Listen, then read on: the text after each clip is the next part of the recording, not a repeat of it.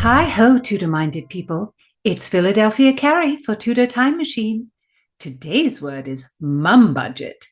When I can't get my favorite to cease his talking, I must ask him to please keep mumbudget. Mumbudget? How now, Tudor files? What think you? If you're new here, I'm Gage. I'm Jessica, and this is Tudor Word of the Week with Tudor Time Machine.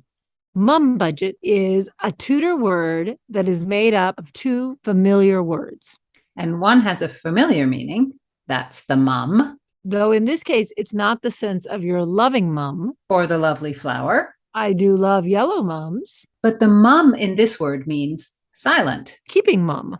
Yes, we don't use that so much anymore, but keeping mum is certainly an expression. But the budget, actually, it's a familiar word, but we never use it in the way that it's being used here. It doesn't mean keeping track of your finances or scheduling your time, budgeting your time. And it's interesting because we've used budget to mean many things. Sacks, leather sacks, the papers within the sacks. But at one time, budget meant to speak openly, to speak your mind. And so mum budget means the opposite, to be silent or silence. Mum budget is golden.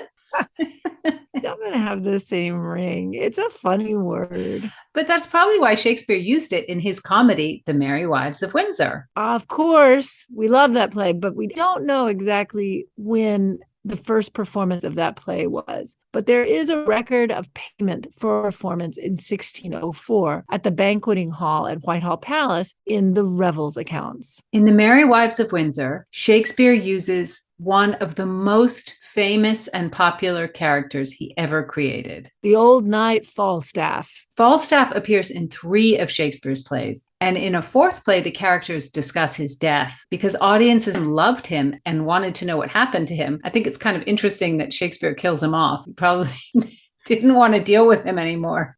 Shakespeare was sick of Falstaff, even if the audiences weren't. So in The Merry Wives of Windsor, Falstaff, of course, has no money and he wants to get some. And he does not intend to get any money in an honest way. Oh, well, how could you write a play about somebody getting money in an honest way? It doesn't sound very entertaining, does it? Falstaff decides to seduce the wives of 2 wealthy merchants and to charm their money out of them. But is he charming? Not charming enough. The merry wives are not fooled by Falstaff's clumsy attempts to win their hearts, and they take revenge on him by playing tricks back. One of the other characters, Slinder, he's a very foolish character, and he wants to make the daughter of one of the merry wives fall in love with him. He has an idea of how they'll recognize each other in the middle of the night, and Slinder says, "I, forsooth, I have spoke with her. And we have a nay word how to know one another. I come to her in white and cry, 'Mum,' and she cries, 'Budget.' And by that, we will know each other."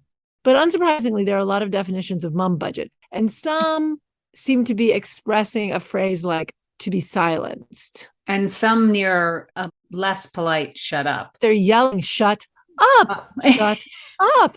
That's more funny. To us. To us. Because we understand that, right? But that's how they would have heard it. Shakespeare's making a little jokey joke. It's hard to know with the Tudor Word of the Week how audiences would have understood it exactly. It's a puzzling puzzle. It is. Join us next time when Philadelphia Carey surprises us with a new Tudor word. I'm very surprising. Join us.